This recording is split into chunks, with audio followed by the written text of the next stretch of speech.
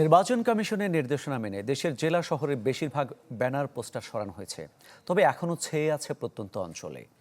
এ নিয়ে আরও খবর জানাবো আপনাদের। ঝিনাইদহ থেকে সরাসরি যোগ দিচ্ছেন সহকর্মী সাদ্দাম হোসেন। সাদ্দাম, ব্যানার ফেস্টুন সরিয়ে নিতে নির্বাচন কমিশনের যে নির্দেশনা সেটি কতটা মানা হচ্ছে?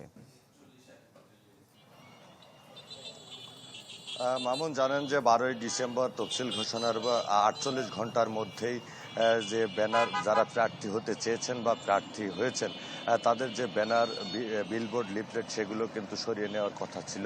সেই অনুযায়ী আমরা দেখেছি যে জেলা শহরের বিভিন্ন জায়গা থেকে অনেকেই যারা প্রার্থী হতে চেয়েছেন বা প্রার্থী তারা কিন্তু নিজ দায়িত্বে তাদের সেই ব্যানার, ফেস্টুন, বিলবোর্ড সেগুলো তারা সরিয়ে নিয়েছে। তবে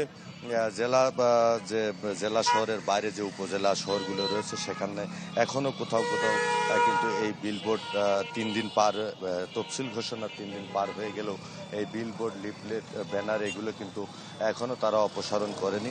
আরএফএল গিজার মানে চটজলদি পানি গরম, বিদ্যুৎ বিল 20% কম। আরএফএল গিজার, উষ্ণ পানির পরশ। এবং ঝিনাইদহ যে পৌরসভা রয়েছে সেই পৌরসভার পক্ষ থেকে আমরা দেখেছি যে এই বিলবোর্ড অপসারণ তারা করেছে এবং জেলা প্রশাসনের পক্ষ থেকে এই বিলবোর্ড অপসারণের কোনো ধরনের অভিযান আমরা এখন পর্যন্ত চোখে দেখিনি।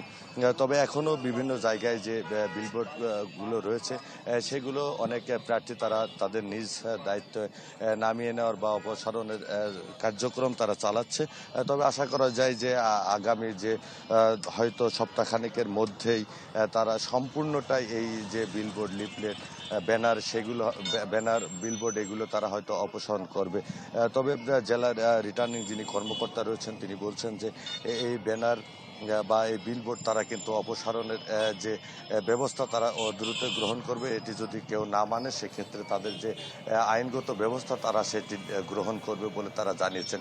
তো আশা করা যায় যে আর 2-3 দিনের মধ্যে হয়তো সম্পূর্ণ অপসারণ হবে। তো এই ছিল বিলবোর্ড অপসারণের সর্বশেষ। মামুন, ধন্যবাদ আপনাকে। ঝিনাইদহ থেকে জানাচ্ছিলেন সহকর্মী সাদ্দাম হোসেন।